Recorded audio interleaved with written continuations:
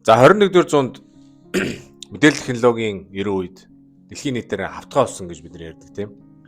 Хэрэгтэй мэдээлэл, хэрэгтэй ноу-хау юу вэ? Бүх юма интернетээс хэдхэн хормын дотор олж авдаг болсон. Маш боломж бүгдээрээ нээлттэй болсон бүгдээрэнд нь. Тэгээд энэ үед манай Монгол залуучуудын санхүүгийн мэдлэг бусад орны залуучуудынхтай адилхан хавтгай болсон юм уу үгүй юу гэдгийг өнөөдөр та бүхэнтэйгээ ярилцъя гэж бодлоо. Хэрв дэлхийн хавтгай болоод бүх мэдээлэл бүх хүнд ижил хүртээмжтэй болсон юм бол манай Монгол залуучуудын санхүүгийн мэдлэг хаана явсан бэ гэд гадаад барууны орны залуучууд Монгол залуучууд хоорондын таван ялгааг та бүхэндээ ярилцъя гэж бодлоо. Welcome back. Хөрөнгө оруулагч Тэмүүлэн байна. Мөнгөний сэтгэл зүй, хувийн санхүү ярьдаг MoneyWise Master Channel тавтай морил. Ингээд let's talk about money. Хэрв та манай сувгийг анх удаа үзэж байгаа бол subscribe дараад share цаашид хийгээд өгөөрэй. Харин тэрний оронд та бүхэнтэйгээ би маш олон сонирхолтой сэдвүүдээр ялангуяа мөнгөний сэтгэл зүй, санхүүгийн тал дээр, хувийн санхүүгийн тал дээр гоё сонирхолтой бичлэг, сонирхолтой контентуудыг хүргэж явах болно. Ингээд бичлэгэнд орцгоё. За Монгол залуучууд гадаад залуучуудын хооронд нийтх ялгаа нь болохоор бид нар багаасаа мөнгөтэй харилцаж, багаасаа мөнгөний тухай ярьж өссөн гэдэг.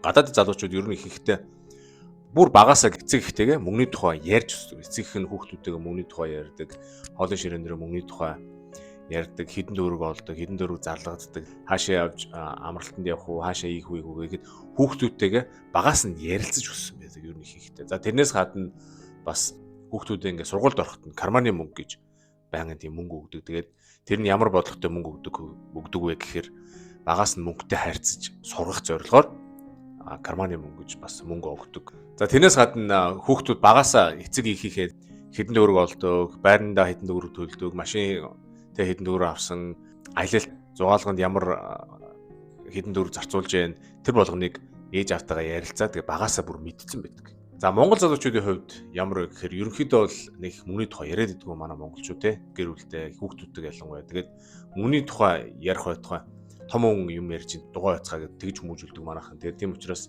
нэг мөнгөний тухай бол яриад идэггүй тийм ойлголт бол нэг багаасаа ингээд суугаагүй байдаг.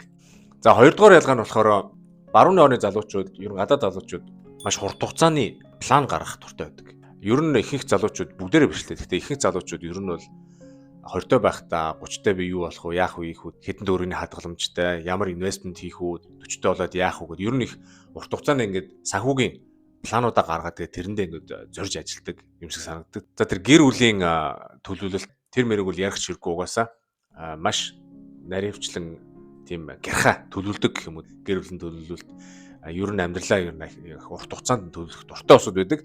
За манай Монгол залуучуудын хувьд бол тийм урт хугацааны нэг төлөвлөлт гэд гаргаад байдаггүй.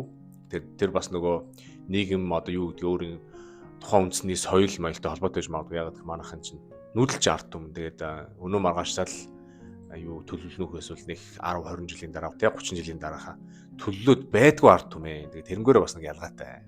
За Монгол залуучууд гадаад залуучуудын 3 дахь ялгаа нь юу гэхээр гадаад залуучууд яг урд дуртахаа хийгээл ингээ явдаг. Нэг хүн дараа болоод байхгүй, нэг хүн тус болоод байхгүй. Тэгэл ерөөсөө урд дуртахаа хийгээл тэгэл одоо сайн явж байгаа нь нэг чимээг атаархаал яваад байдаг юм шиг санагддаг. Гадаад залуучууд яг нэг нэгэндээ нэг их тус болоод байдгүй.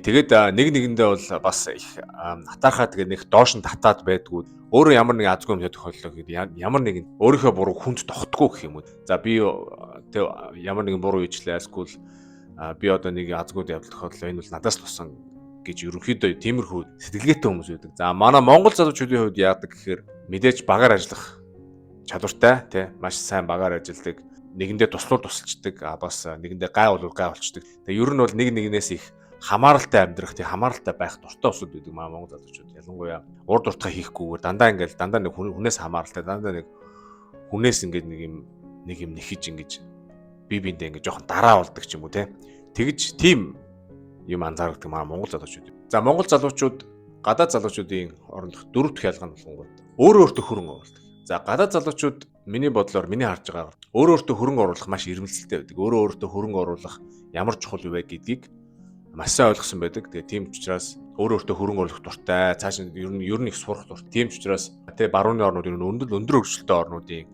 шинжлэх ухаан одоо тийм технологийн салбар нь маш сайн хөгжсөн байд юм болов боловсрын салбар маш сайн хөгжсөн байд юм болов гэж боддог.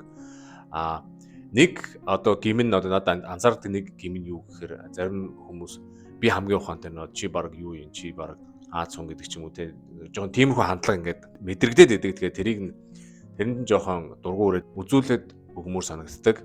За Монгол залуучуудын хувьд их сургуулаа төгсчүүл за болоо ингээл нэг ажилд орчвол болоо гэж ер нь ихтэй боддог. Гэхдээ бол их сургуулаа төгсдөөд дөнгөж би ямар хэм мэддгүн бэ гэдгийг мэдэж авдаг цаг байдаг. Их сургуулаа төгсөний дараа тэгээд дөнгөж их сургуулаа төгсөөд дараа нь жинхэнэ нөгөө нэг амьдралд суралцах юм сурах яг цаг нь эхэлдэг. Тэгээд тийм учраас өөртөө хөрөнгө оруулах ер нь мэдгүй маа мэдэж авах ер нь цааш нь сурах, шинэ юм сурах, шинэ юмд өөрийгөө бэлдэх гэдэг маш чухал байдаг. Конфуциус хэлсэн байдаг хүн сурхаа болохоор тэг хүч эхэлдэг гэж. Тийм учраас өөртөө хөрөнгө оруулах гэдэг бол маш чухал. За Монгол залуучууд гадаад залуучуудын хоорондох 5 дахь ялгаа нь болохоор тийм нэг сэтгэлгээний нэг ялгаа байдаг. Тэр нь юу гэхээр өөр хүн миний төлөө юу хийж чадах вэ гэж асуухаас илүүтэйгээр би яг өөрийнхөө төлөө юу хийж чадах вэ гэж асуудаг тийм сэтгэлгээний ялгаа харагддаг надад. Гадаад залуучууд ерөнхийдөө бол яг бие даагаад өөрөөсдийнхөө төлөө өөрөөсдөө юм хийгээл явдаг. Азгүй юм тохиоллоо гэж маскул бүтлгүүтлээ гэхэд нэг ахтар хүнд тэр буруугаж ихэд идэггүй. Тэгээд ямар нэгэн проблемтэй байлаа гэхэд тэр проблемтэй гадны нөлөөг нэг өөрийнхөө проблемээ болгоод байдаггүй. Ер нь бол тэгэл нэг урд уртхаа хийгээл яг өөрийнхөө төлөө ингэ амьдарч явж идэг. Тэгээд хэрв ямар нэг юм болохгүй байлаа гэхэд тэрнийхээ төлөө тэмцэж чаддаг. Тэгээд тийм залуучууд байд юм санагддаг. Тэгээд бүгдээрээ бишэлтэй мэдээж. За манай Монгол залуучуудын хувьд тэгэхээр жоохон харамсалтай нь жоохон гомдомтгой ямар нэг юм болохгүй ер нь буруугаа ер нь гадны хүчин зүйлтэй заавал холбож тайлбарладаг. Жишээлбэл юу гэдэг ажилгүй байна, мөнгөгүй байна, ядуу байна гэл тэгэл тэр буруу энэ буруутай гэл ярьдаг. Хадгаламж байхгүй байна гингүүд дотор их байна, цалин бага байна гэл тэгэл ер нь бол гадны нөлөөнд хүчин зүйл ингээ буруу өгөх дуртай. Тэгээд ер нь жоохон амьдрах чадваргүй тийм юмаа бэлдүүлсээр байгаа тийм сурцсан гэх юм уу. Харамсалтай тийм жоохон бэлэн сэтгэлгээтэй залуучууд байт юм санагддаг. Тэгэд энэ хоёрын хооронд яг юм нэг сэтгэлгээний яг ялгаа гараад идэг. Мэдээж манай Монгол залуучууд, мундаг залуучууд зөндөө байгаа. Гэхдээ бүгдээрээ ингэ би гэж хэлээгүй та бүхэн бас зөвөр ойлгоорой. Авахын аваад хахын найд. Тэгээ ер нь бол ерөнхийд нь ингээд масаар нь ингээд аваад үздэг. Манай Монгол залуучууд IQ өндөртэй хэрнээ жоохон залхуу юмыг бэлдүүлэх дуртай, бэлэнчлэх сэтгэлгээтэй тийм хүмүүс байдаг. За гадаа залуучууд болохоор нэх айхтар тийм нэг амар ингээд тасарцсан IQ макутай ч юм уу тасарцсан усуд биш. Хамгийн гол нь ерөөсөө өөрсдийнх нь итгэл үнэмшилтэй тэр өөрсдийнх нь төлөө тэмцэх тийм чадвар нь арай өөр үд юм болов уу надаа бас харагддаг. Тэгээд санхүүгийн тал дээр ч гэсэн ялгаагүй тий.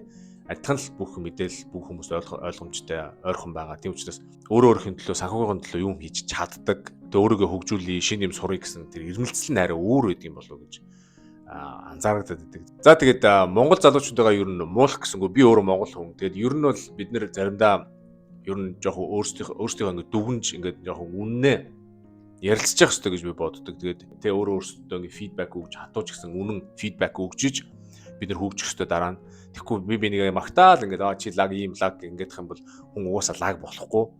Тэгээд тийм учраас энэ видео хийсэн. Ингээд та бүхэн бас буруугаар битээ ойлгоорой. Бас авахын аваад хаяхын хайд ер нь жоохон тэгээд эргцүүлж энэ видеог үзээрэй гэж хүсэж байна. Ингээд та бүхэндээ энэ хүртэл хамт байсанд баярлалаа. Дараа уулзлаа. Чао.